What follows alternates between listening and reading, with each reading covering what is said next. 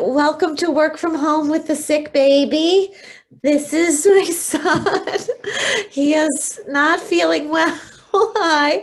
And his father was on a Zoom and we're doing a handoff and he's going to be brave. Do you want to say bye-bye to Mama's friends? Do you want? Very nice. Very nice. We're seeing everybody wave at us. Nice. You see Fern, you see Deborah, you see Linda. Do you want to? I know. Do you want to blow everybody a kiss?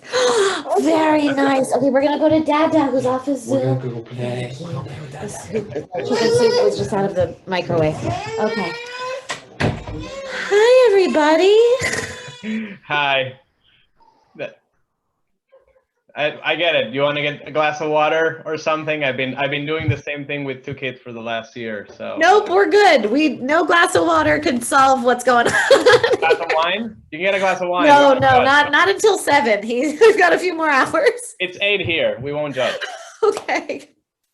I'm so sorry. This is a disaster, and I apologize. Thank you for being so patient. Thank you for waving to him. Those of you in the top bar, that really helped. Thank you. He's a good kid. And explaining things to him, he understands, giving him a direction, he understands, and then he can move on. Yet still, he's not being held by mama, so crying will happen. And you know what? This is stuff that he can put in his book someday. Profuse apologies. No worries. Like I said, I've been working from home with 2 small children too. So all my coworkers have run through exactly the same thing. They all know them at this point. But I'm glad you were able to make it. Thanks for. Yes, my parents came over. I couldn't reach my husband. My parents ended up driving over. They're 5 minutes away. They got here all at the same time when Charlie came up. So it's a tragedy of errors.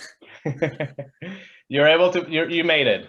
We made it. We're here. Yeah, which is great. So thank you for joining. Let me just quickly introduce. We'll get started quickly. So Bess, for your awareness, I'm Eric Lost Garden. So we're putting together this event as part of the Next Door group, which is essentially it's a subgroup of the Jewish Federation, and our audience is traditionally the young professional demographic. We expanded this event because we thought it would be great for the whole community. So you get everyone from all parts of the Jewish Federation community here, and really excited to have you. I read the book. It's a fantastic book. So I'm really excited to go through all of a few questions and get to know you better through this event.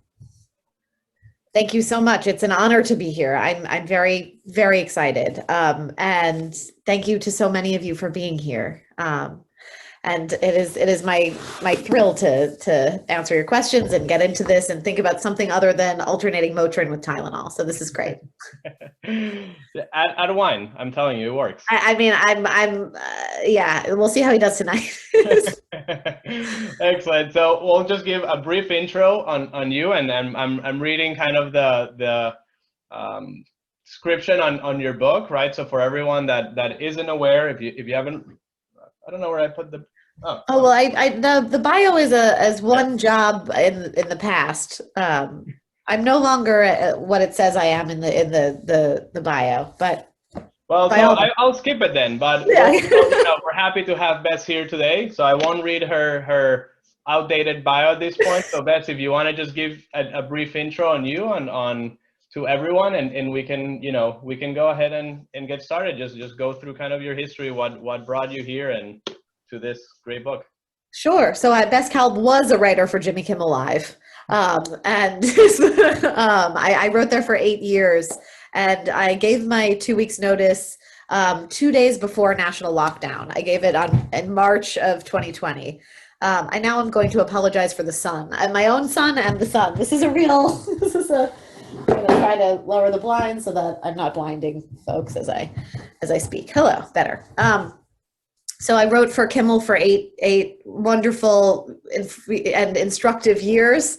I now am an author of this book. I left when I sold the film rights to this book to a production company called Sight Unseen Pictures. They made a movie that I love, starring Hugh Jackman and Allison Janney, called Bad Education, about the Roslyn School scandal. And they take true stories and they do them with humanity and depth and complex protagonists. So I'm very excited to be working with them. My job now is screenwriter. I also produce a comedy show for Amazon Studios called Yearly Departed. It's an all-female comedy special. And we did that around New Year's last year, and we're very excited about that. And that is who I am the mother of a strong-willed and 20-month-old bubble boy who just played with friends for the first time 3 days ago, and now, of course, is sick. So those are my jobs in reverse order of importance. And so I'm thrilled to be here. What brought me to writing this book?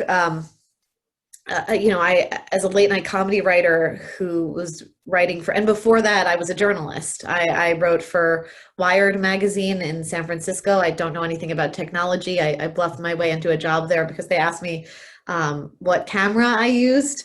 And I said, I just used my iPhone. And they were all like, oh, totally. Yeah. And like, that was a good tech answer. And I was like, yeah. And they were like, no, you get it. The pixels per whatever. And I was like, oh, yes, thank you. I need healthcare.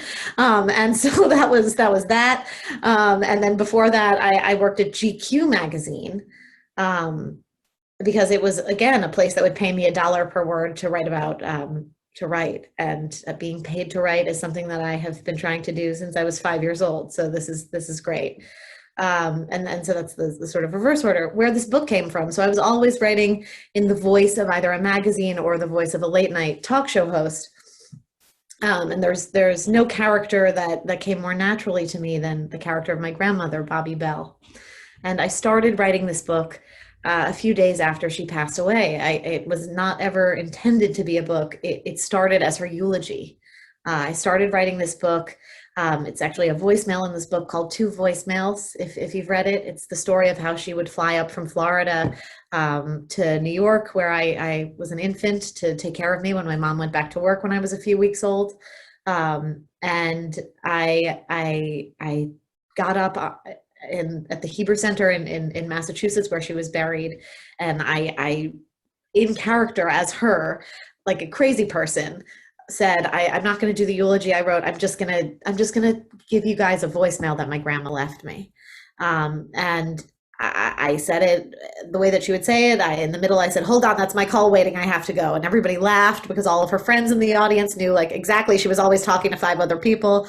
And then I said, hi, anyway, Bess, you're probably asleep. And everybody was laughing. And I looked out and I saw my grieving family, the people who knew her the best and missed her the most, laughing at my channeling of her and my interpretation of the way that she would talk to me when I couldn't respond, which is the voicemail.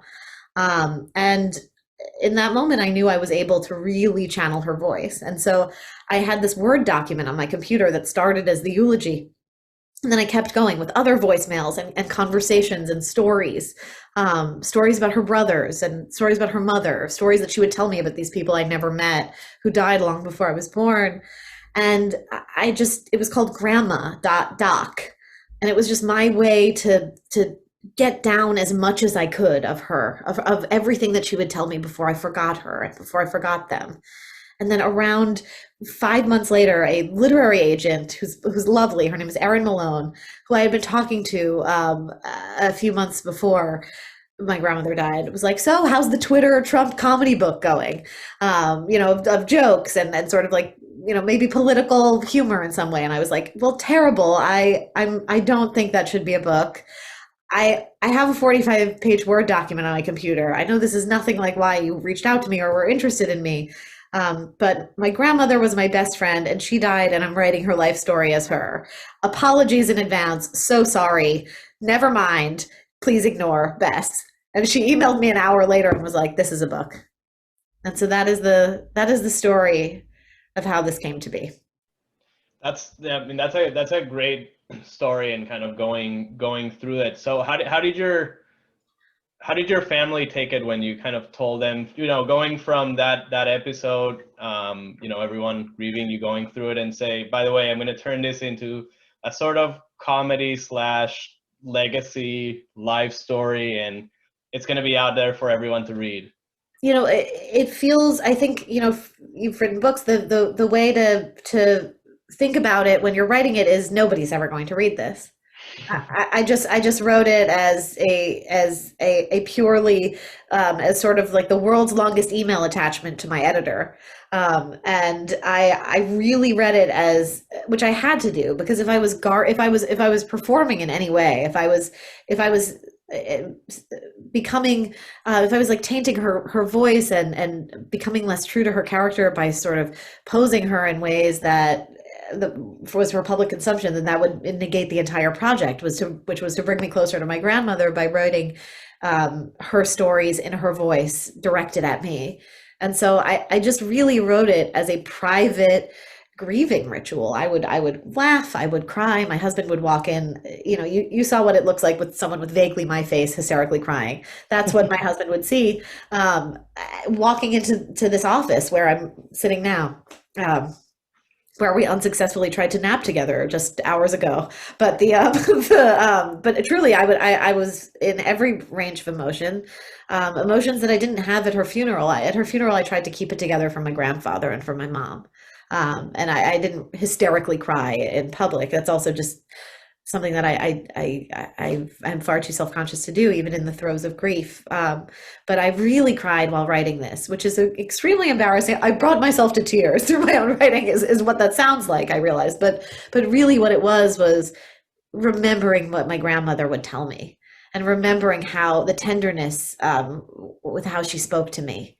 And so I didn't think of anything but that. It really was a very cocooned experience of an intimate reconnection. And then it dawned on me when there was the necessity of a second draft. That, when it was like, okay, cool. So this is your manuscript. For the second draft, we would love more about your grandfather. We would love some more details about like these details in your mother's childhood. And if you could do a pass on on this to have more voicemails to even out the section. And it was like, wait. I'm sorry, this is a book? And like there's been a redirect that isn't just like this pouring out that happened over the course of a year. And when I started forming it into a book, I absolutely realized how naive I had been, and how vulnerable I was about to make my entire family. But it's truly their fault for raising a writer, and it serves them right. And haha. Yeah, it's absolutely not how I feel. Everything was, can you imagine? It truly was, it truly was. First of all, the book focuses entirely on just me, my mother, and my grandmother. This is not anybody else in my family story.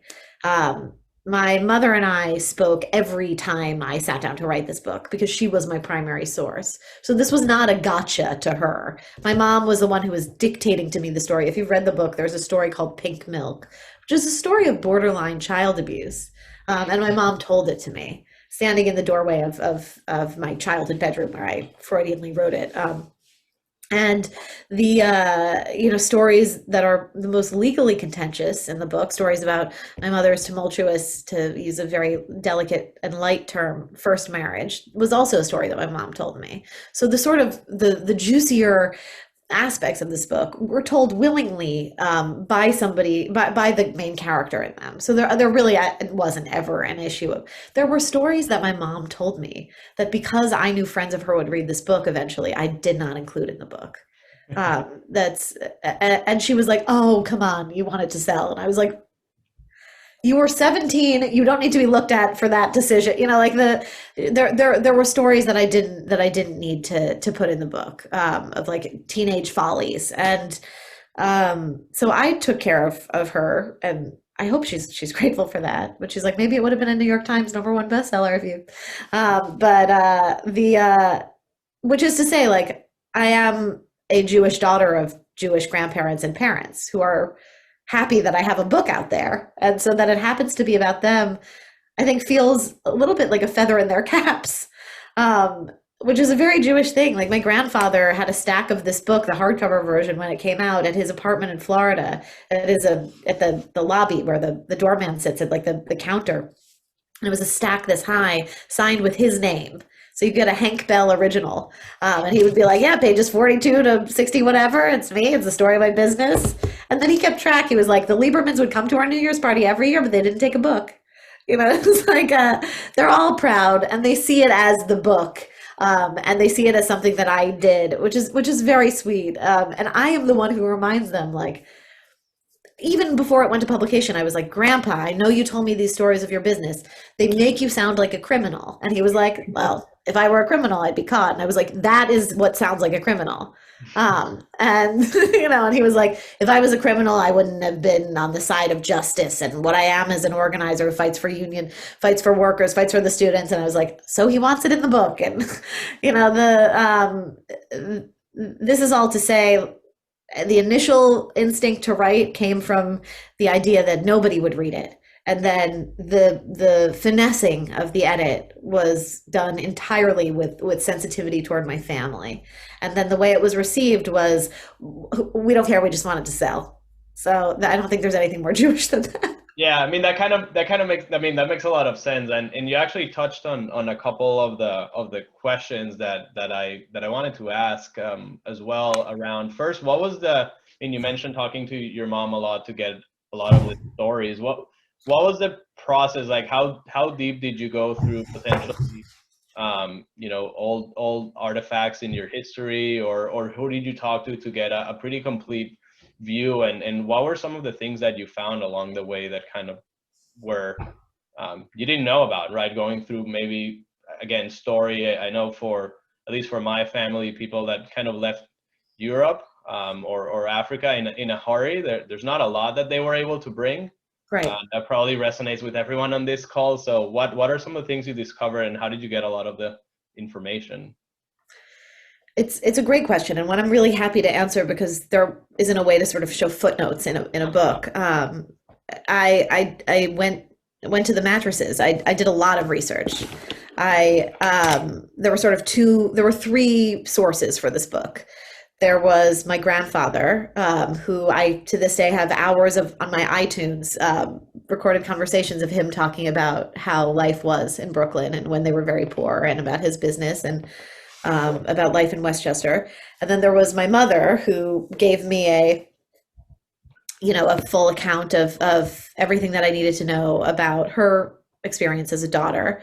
And I also, she was my fact checker for this book. I'd say, like, was it Georgie or Leo who switched places? Who was the cousin who had the meat truck? And then there was this historical data pile of research that I did. And it started with finding out biographical information about my grandmother. I went to census data to find out about where she was in Brooklyn, about what the neighborhood was like. There's a picture of the census in this book. There are a lot of pictures in this book. If you haven't read it, there's pictures, there's dialogue, it's a short read.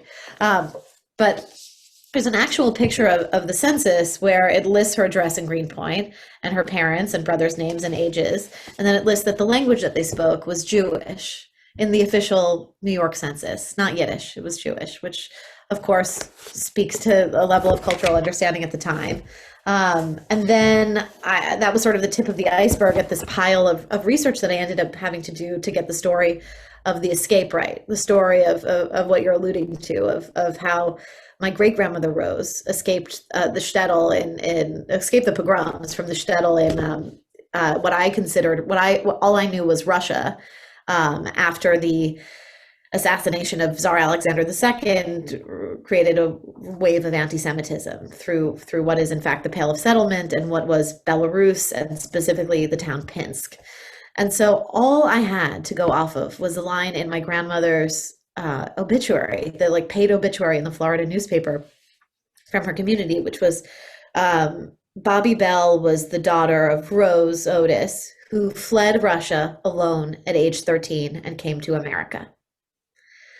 And, when I was 13 years old, I wasn't allowed to take the subway by myself in New York. This is this is a unfathomable trek, and one that as an American Jew, and as American Jews on this call, we all come from. And I shamefully didn't learn anything about it in school, and I guess was incurious enough to never do my own research, but also was raised in a family where people just didn't talk about the old country. You just didn't talk about the trauma. You gave everything to your children. My great grandmother Rose didn't talk to my grandmother about the journey over. The only time she did, and the only time my grandma alluded to her mother's suffering, was when she told me, when I was very sick, when I was little, my grandmother told me a little bit about the journey, and I dream about it to this day. So I had to fill in the blanks. How did you And do to that? do that, Yeah. to do that, I called my friend who's a professor at USC and was connected to the Russian Studies Department and given a bibliography of research, which I have on my desk right now. And I'll hold up the books and show them to you because they're fascinating.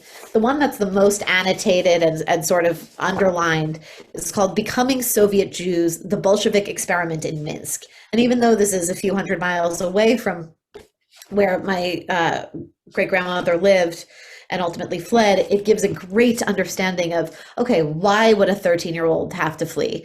So first of all, Jews were hunted. The Tsar's army would take Jewish sons. In the book, if you've read, and those of you who know, the Tsar's army would take the oldest Jewish son from houses in the shtetl, and so families would trade sons so that their oldest son was somehow in the middle of the pack of sons as the marauders came through.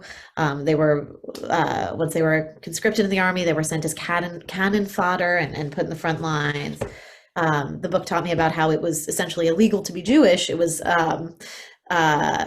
kosher meat was taxed exorbitantly high, so Jews starved. The Talmud was outlawed in Minsk around this time, so Jewish women were never taught to read around this time, but Jewish men were illiterate. So living was very, very difficult. A broader understanding came from the Jews of Eastern Europe, 1772 to 1881. This is a translation, and it's a dry text, but every paragraph is sort of like, this is the information I needed to know. The Constitution of 1835 was another step to forcibly integrate Jews into the Russian state, is an example of a sentence of how, like, it's a really terrifying portrait told in academic terms that helped me to understand specifics of both how life was, but also how escapes happened. This book detailed things like swindlers coming through the shtetls to sell people fake tickets, to sell people fake upgrades to the Golden Medina, to the Promised Land, to give people the wrong route, just to exploit Jews.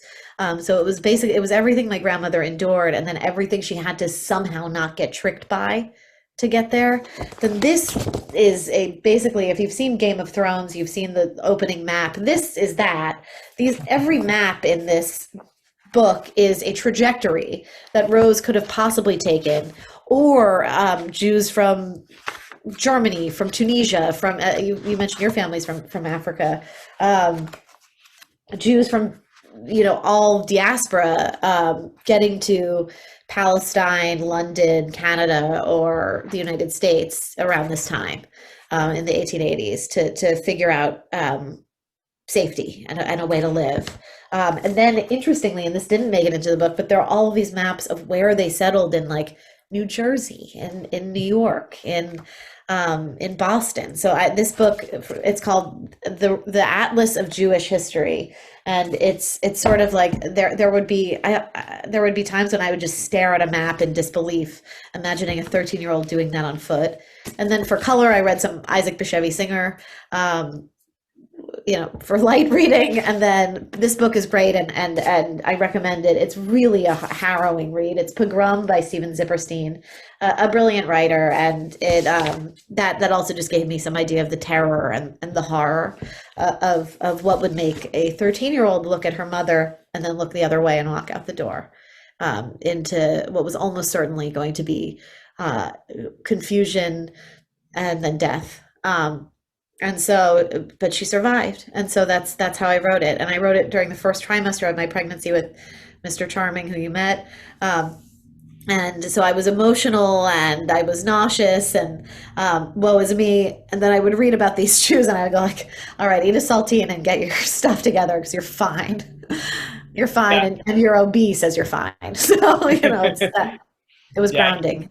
I mean, I can't imagine going through the process of that. I've seen similar. I mean, when I've done a little bit, not to this level, and definitely not to put it in a slash history comedic book about my family, but doing research and some of the similar stuff. My family that emigrated also had, as even though they were coming from Spain, their nationality was Hebrew, right? Or they would have a J in the passport as escaping, even though, like, that's it's not really their nationality, right? They're Of course. Spaniards or Germans, but it does sound a lot, very similar to, I think, the history of a lot of people here, and going through that is pretty interesting.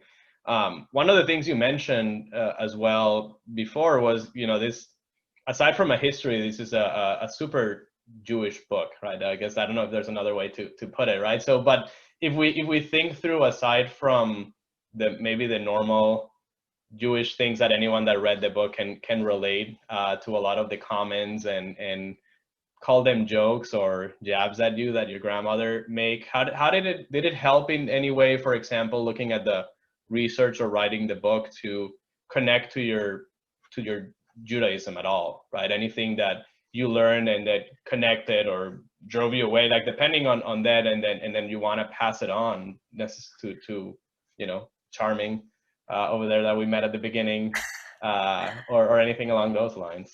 It is the most surprising thing. That it's a great question, and it's one that I'm really happy to answer, because it's the most surprising thing that happened during this book. Was I'm the daughter of two agnostics at best, two doctor scientists, who were not who accidentally sent me to a place called Rodef Shalom for nursery school, because it was closest to our house on 84th and Columbus, to the apartment where we lived. And they accidentally made this really Jewish child.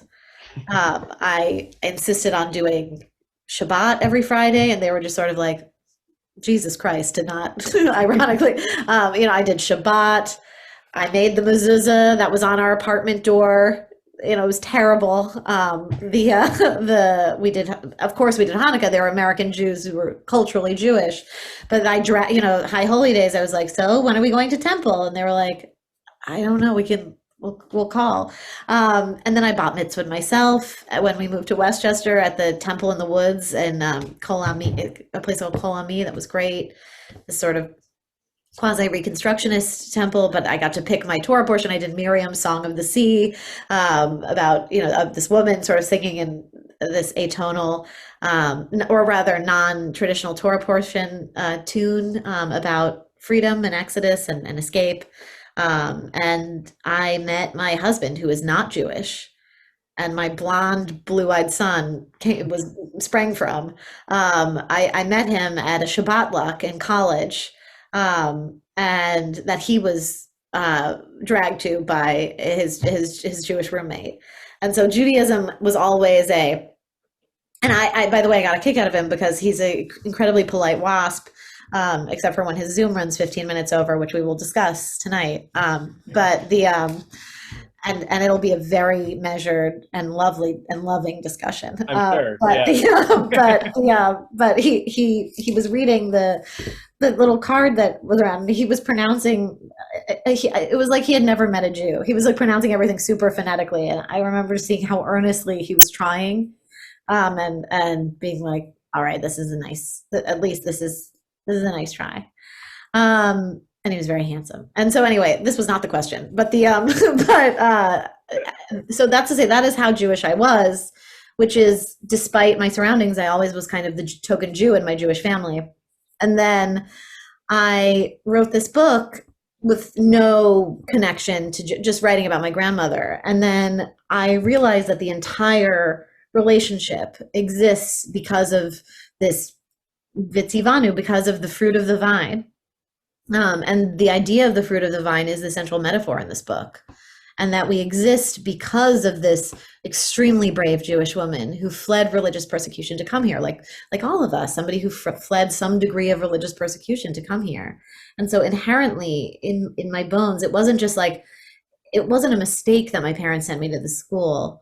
There was a default to send your kid to this Jewish school, knowing that it would be a good education, that it would be the right place for her, and she would be safe and at home. There was something throughout the generations that was causing someone to write such a very Jewish book. And I realized how Jewish it was when my first reader, aside from Charlie, my husband, was my former Kimmel writing partner, who's a very dear friend of mine. His name is Jeff Levinas. He was raised evangelical Christian in super rural Northern California to parents who had him in their mid-40s. He never met his grandparents. They died before he was born, or when he was very little, and had never met a Jew until he moved to Hollywood. And he actually until he dated a Jewish girl in college, and that turned him, and then he moved to Hollywood. But so we can do anything. But he read it and he went, look, I don't understand so many of the proper nouns in this book. And I still found it to be, he called it resonant. And I was like, oh, look at you, what a word. But he really, really connected to it, even though it was a very Jewish book, which made me know that this is a universal story. It's not just a Jewish story. It's an immigrant story, and it's a story of fierce matrilineal love, which is really something that transcends cultures. But there is something uniquely Jewish about it. And after reading it, and especially in talking with the Jewish Book Council, and seeing how Jews found it, as Jeff coined, a resonant book, God help him. But we shared a windowless office for 5 years, and he's my son's godfather. But but truly, to talk to so many Jewish audiences about it makes me feel like this is exactly the reception that the book should have, and this is the reception my grandmother should have. And it also, I mean, she nudged me from beyond the grave. In becoming this sort of Jewish Book Council speaker and talking to audiences like you guys, I reconnected to my own Judaism, like the kid that I was before I got secularized. And my son is going to JCC in September. And that's 100% due to my grandmother and the book that I wrote in her voice. It re-upped the Judaism that was always latent in me. And I'm grateful for it. And my son will make us a terrible mezuzah, and life will go on. No, I'll hang it proudly.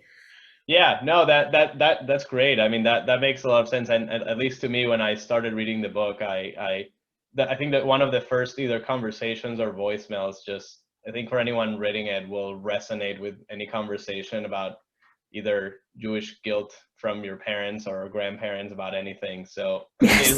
it was pretty obvious to me. Any of the conversations, I was laughing, and it was very relatable to any of those. So I think definitely, at least for any of us here, it's pretty obvious where a lot of it is coming from. Yeah, it's great. There's sort of I will say there's sort of like there's a part of that answer that I just gave, and I'm speaking a little bit, that's like, this is universal, this is definitely, but I will say, and this is not PC, but it's definitely like the Jewish readers are like the readers who really get it. Like there is a level, in the same way that there are so many books that are accessible to me that in universal tomes, but I won't. Like a great example of this is I just read the book Pachinko, and then discussed it with a friend of mine who's Korean American, and I was like, oh, there were just parts that completely escaped my understanding, because this was not part of how I was raised. It was a window into a life that I have reverence for, but it was and don't consider myself a less receptive audience to, but it still wasn't about my family. And so when Jewish readers read this, they really do say to me, this is about my family. And that is something that, like, to this day, to this morning on Instagram, I have like a message from someone who was like, hi, as a Jewish girl from the Northeast, like, this is about my family. These are the places that we went. This is just terrestrially connected to me. And so I can appreciate that. And I'm glad to give Jewish readers a book that is about their families. Yeah, no, I mean, I think it was pretty apparent. And to what you say, I think that's true, right? People that don't maybe personally relate will read it as a history book of another person that emigrated, and there's tough aspects, but there's definitely a spark there, a connection that if unless you've lived in it and have been maybe the victim of the same level of Jewish guilt, you don't really to a lot of the jokes. So I'll ask one or two more questions, and then I'll open it up for the public, because I've kind of done a lot of the questions. For anyone that has any questions, feel free to think about them and put them in the chat. We'll go through them. Eileen will go through them quickly. But one of the things, and this was a line in your book that was pretty interesting, and given the conversation we just had, to get your opinion on. You write in the book, your grandmother's talking about how they had finally made it, and they had almost assimilated, right? And that was an interest, kind of, it seems there's a mismatch, right, with that line and kind of the rest of the story and what we just talked about. So what do you think that kind of meant, or how did you take that to mean? And was that good, bad, positive? Like, what do you take from that specific line?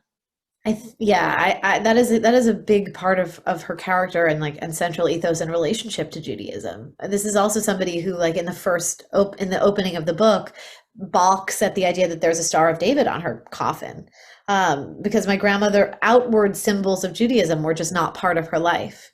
The idea of assimilation comes from being an equal and opposite reaction to her mother, which is what every generation of women in my family is trying to do. My grandmother had the word Jewish written, my great grandmother had the word Jewish written in the census next to her, and my grandmother didn't speak a word of Yiddish.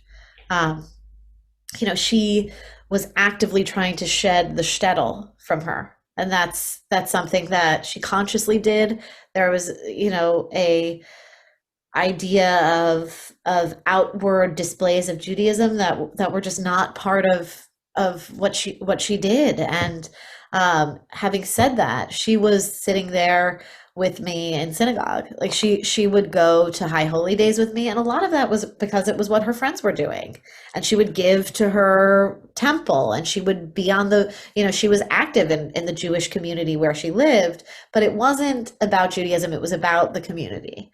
And so it was a more culturally specific part of her life. But it nonetheless was the goal of the generation that came after to just not repeat anything from the generation before. And that's something that all of the women in my family did. And it's something that I think is relatable for a lot of families. My mother did it this way, so I'm going to do completely the opposite. But even like, I'm seeing it like naming trends of, like, my friends who are giving their kids like kind of wild names are named things like Emily.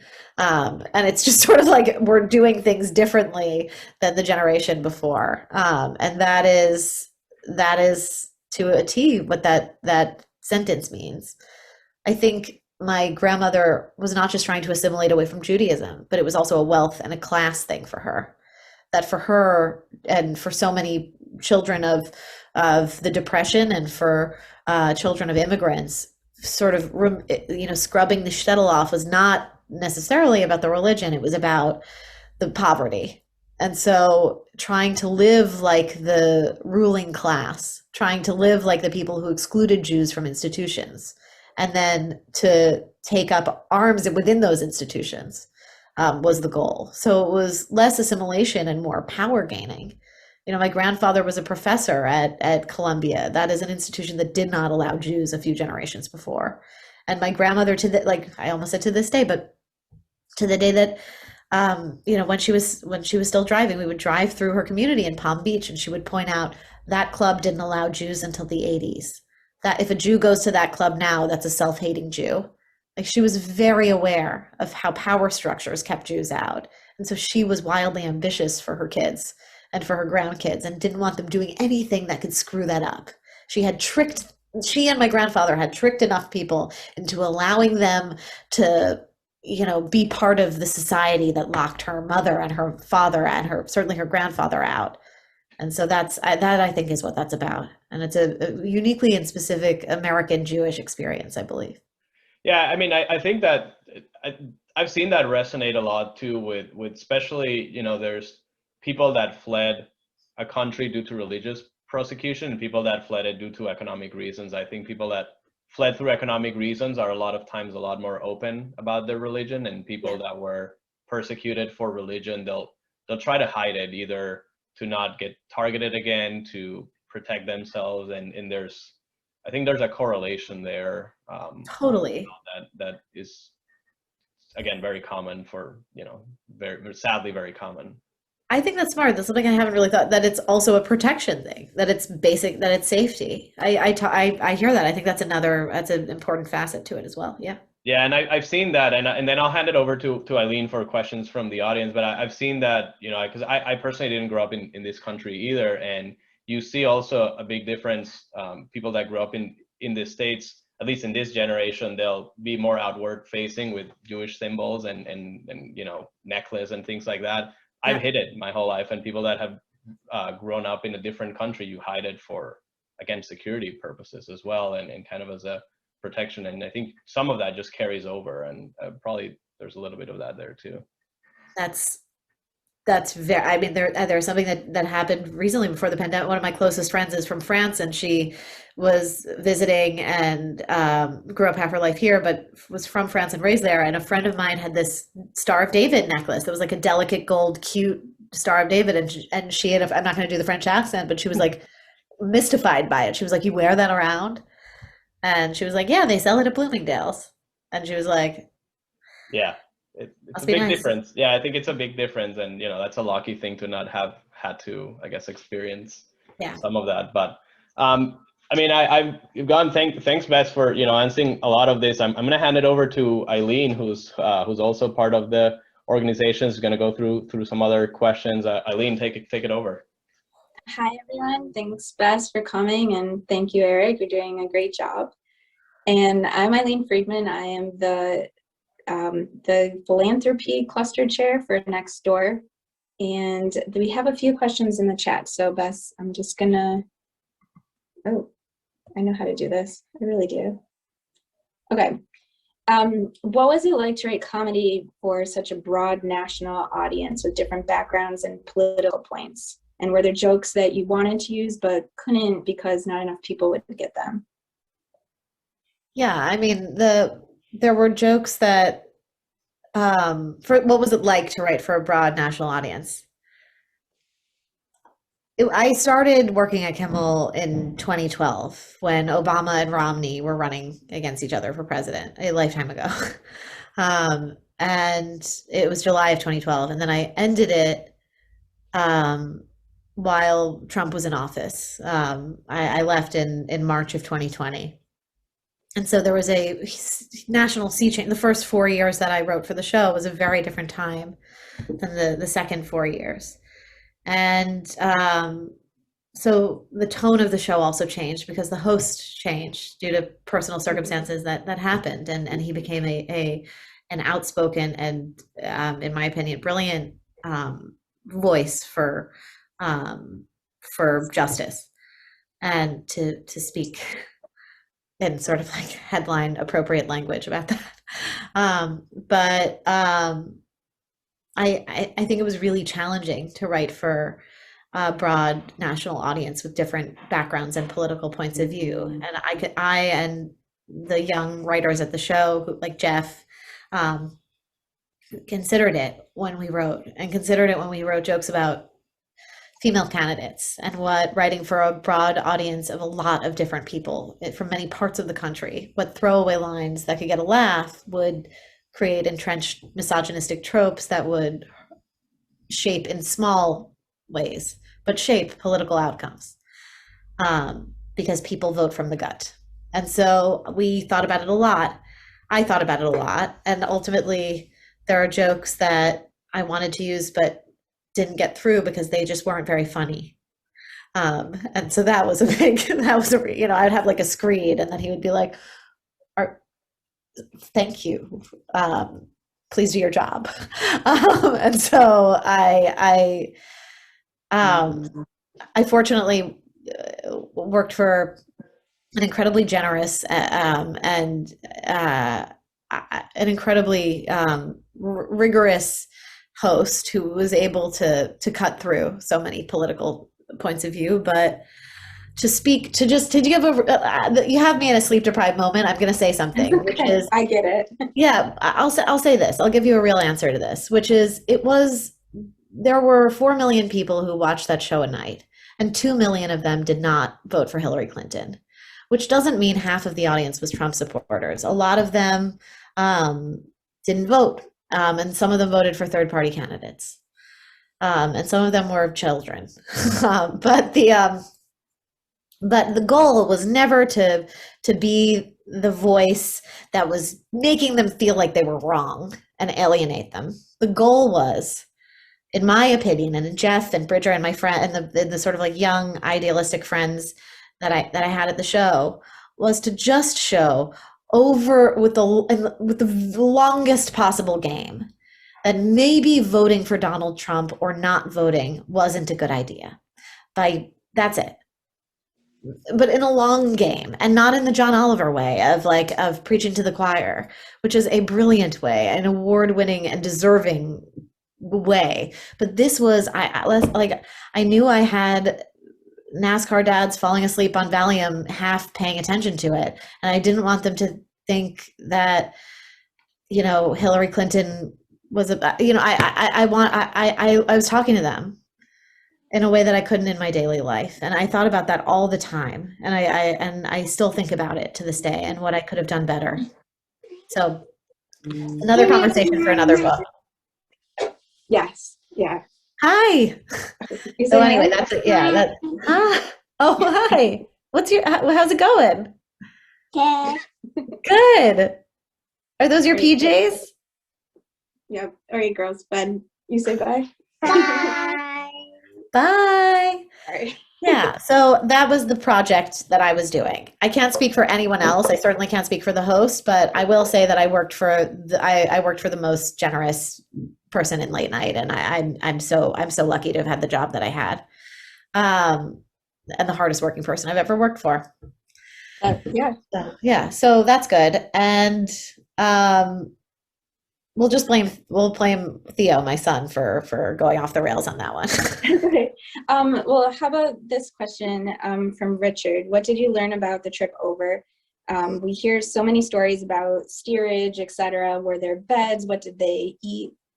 Especially because you did all that research, I didn't know if maybe you might have found some interesting information about that. The most interesting information I found about that was from, and this is free and available to anyone, congressional testimony from Italian immigrants around the same time who were on the same boats. These people are heroes for testifying what it was like for themselves and for the Jews on the boats, who were all traveling from the same place and the same ports of call in Europe. And these Italian immigrants who were testifying to improve conditions on government-sponsored boats and like government-owned boats did this. And they talked about how Jewish food, the kosher food, was served in slop troughs for Jews once a day and would be left to rot. And like they went out of their way to advocate for Jews. And so almost all of the information I have about the journey over comes from that congressional testimony, from that firsthand account. And I'm indebted to the very brave women and men who stood before Congress and said what they said. And steerage, stories about how many sleeping to a cot, that all comes from them. People talking about like there were births where a family would sleep and then they would pack in like single people. And that was obviously a very dangerous and sometimes predatory experience. Not always, but it could be. And so it was just, the conditions were just beyond horrific for poor immigrants. And the more things change, the more they stay the same. Yeah, definitely. This is an interesting question too, because there's a lot of voicemails that you write about. Now we're all texting. So what inspired you to keep the voicemails from your grandma? And the person that's asking questions says, I think I'm going to try talk on the phone more now in the age of texting. And I thought that was just very interesting. What inspired me to keep them? I mean, I'm looking inward on that one, because it's sort of I'm not a person who collects things. Like I try to keep things pretty well edited, and Yet to this day, like I can show you this. This is something that we couldn't do in person. It's just a Zoom special, I guess, but I can show you the voicemails from the book. They're all still on my phone. It's all my grandma, down to and the various places that she was calling from. And so I keep them to this day in present tense because the act of swiping and deleting it just feels barbaric and final to me, even though it's a normal and good thing that I should do, is to clear up space. So like when my child's pediatrician calls, it's not the voice. I will say this, there's room for 8 people to leave a voicemail. There was one day where more than 8 people left a voicemail, but it rarely happens. So I'm not like playing with fire here, but I will say when she started getting sick, before my wedding, no, before my engagement, when she started getting really sick and then miraculously got better right after the wedding. But her voice, you would save the voicemail too if you heard her. It was sort of like a creaking, enfeebled voice, and I remember just thinking, oh, what if this is the last? And like, what if this is like the last artifact I have? And my grandmother and I were extremely close. It's something that I haven't said in this, but like bear saying, talking to her was an everyday thing for me. We talked every day on my way home from work. And like if one of us didn't hear from the other, we would assume that there was a horrible accident and she died, one of us. And so keeping the voicemail was a way to hold on to the most important part of her, which is having her talk at me about what she thinks of me. And it was almost always bad, but it was important to me to hear. I love that. I used to call my grandma, all the grandkids used to call her on their way walking anywhere, like between classes and college or something like that. So it was always like, I love that. Yeah, she knew like, oh, you must be walking somewhere, and we would always call her. So I wish I had voicemails from That's her. so sweet. Someone in the chat is asking if we can hear the voicemails, and I personally would recommend listening to the audiobook that you did, because that's how I first read the book, and I think you did an amazing, I felt like I was listening to the voicemails when you did that. Thank you. Yeah, I can't see here's where it crosses for me the line that I have, which is like author granddaughter, and that's it's hard. personal. And so, and it's important to say why. It's not like it would be too hard for me to listen to them. Like I think it would just be too hard. So because that would snap me right out. Of I totally understand. Yeah. My last question, and I think this is great for this to end on this question too. What advice do you think your grandma Bobby would have given you to deal with this pandemic? I mean, I'm sure that's not something that was ever on her mind, but can you imagine what kind of advice she might give for this? I will share the advice and then I will tell you verbatim one very short voicemail. But okay, and I'll do it the way that she would say it. The advice that she would give is the advice that she gave me all the time. And if you've read the book, then you've read it 100 times. It is a mantra that her Zader told her. And she would tell it to me if I lost a soccer game, or if I had a breakup, or like if they were out of the frozen yogurt that we had gone to the store to get, she would say it. It was, when the earth is cracking behind your feet and you feel like the whole world is going to swallow you up, you just put one foot in front of the other and you walk forward. And she would say it all the time. And of course, it's the saying that got Jews to America. It was, when the earth is going to swallow you up, you put one foot in front of the other. And the only way I've been able to live, parenting in a pandemic, and anyone who is doing this, the two, Eric and Eileen, you both have dealt with this. So you just have to live minute to minute. You just keep going, like, all right, crash, like something horrible happened, like everyone's okay, no one's bleeding, one foot in front of the other. And that really, that thank God she said that to me so many times, because I have quite literally like squeezed the ring that she gave me, this brass ring with gobble, these gemstones in it. And I think it every time I squeeze it. And then I will tell you, so I hope that imparts some wisdom from Bobby straight to you. And then I will tell you the voicemail that I listened to that made me laugh so hard. My husband ran into the room thinking I was weeping. It is so much funnier than anything in the book. And it is not something that any comedy writer could write. It is this. Bessie, hi, it's Grandma. Your mother says you have laryngitis. Call me back. Like, Yeah. I was just like by the way, I listened to that ready. I was listening to the voicemails ready to weep, and I don't know where she gets it from. So that's both of those are Bobby. That's Both of amazing. those. Thank you for sharing that with us. Sure. So I would like to thank the Jewish Federation. Thank you, Eric and Eileen, and everybody who asked questions. And thank you for being patient with my chaotic family situations. And I'm so grateful to be able to talk with so many of you. And thank you for sparing your Tuesday evening to be with me tonight. I really appreciate it. No, thank you, Bess. I mean, we really appreciate it. This was a really good conversation. Go through the book. I enjoyed it. I enjoyed the book quite a lot.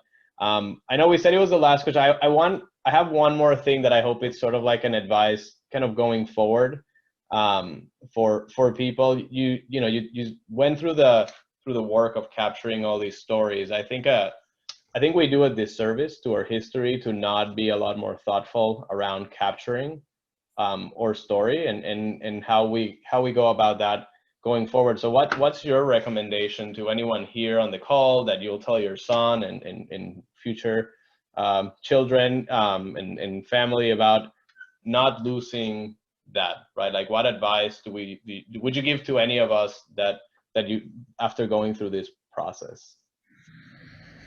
It's a great question. I also love your son and any other children. That's straight from my mother. But I thought about whether to say it and if it was going to be misunderstood, and I knew you'd pick it up immediately, and I was like, I'll just keep going. I'll put another, one foot in front of the other if I put my foot in the mouth. At this point, we're done with the like my shoes fit for the first time again. Like let's I will say the act for me of writing down the things that I took for granted. It was not the stories that I remember about my grandmother are not big, extravagant, spoiling, going to the plaza. That was one time. What I remember is when she was there for me when I was scared and I needed her, when I was a kid and when I was an adult. And I think the act of saving the pieces that are the most meaningful to you, which in my grandmother's case were her voicemails, but for whoever you are trying to capture, it could be emails, it could be screenshots of text. I think there is something really important in preserving the way that we communicate with each other, because the thing that I missed most, of course, when my grandmother died and did it crazily was, accidentally, was go to the phone and click on her name to call her. And so whatever way, I don't know if I'm qualified to give this advice. I can only speak to how it helped me grieve, but the way that she communicated was the thing that I knew I would miss most, which is a morbid way to live with somebody. So I started when she got sick. And so I think in any way that you can preserve the ways that that person's voice means something to you is only something that will result in a treasure when the time comes. No, thank you. Yeah, I appreciate the answer, and thanks for forgiving me for making that joke about the children as well. But no, thanks for your time. I really appreciate this. Was a great conversation. Like I said, the book was great. I think everyone enjoyed it. So thanks for your time and answering all of our questions. Thank you. And if you haven't bought the book, I suggest you support your local bookstore if you would like to buy it. Independent bookstores are having a hard time in this pandemic, and so avoiding a big box and going to your local neighborhood jewel is always something I would love to advocate for. Thank you so much to everybody for being here. I'm gonna go Tylenol the baby. Thanks, Bess. Well, thank you so much. Have a good night, and thanks for joining us. Thank you. Take care, everybody. Be safe. Bye. Bye.